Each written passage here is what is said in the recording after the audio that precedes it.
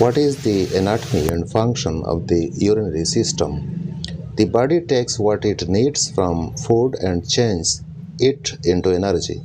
After these waste products are left behind in the bowel and in the blood, the urinary system keeps everything in balance by removing waste like urea, extra salt, extra water, and other things the body does not need.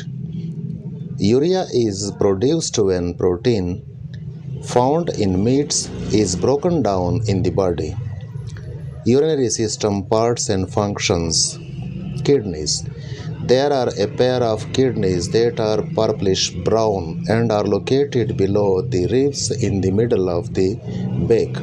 Their function is to remove waste from the blood in the form of urine, keep substances stable in the blood, make erythropoietin, a hormone which helps make red blood cells, make vitamin D active, regulate blood pressure.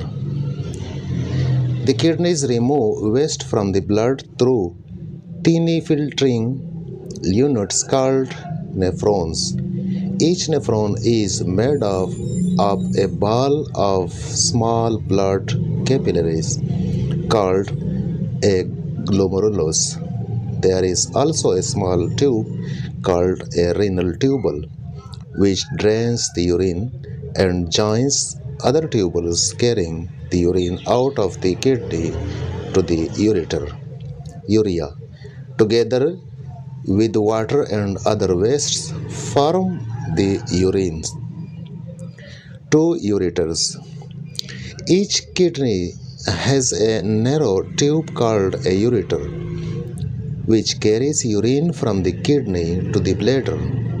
Muscles in the ureter walls tighten and relax, forcing urine down this tube away from the kidney.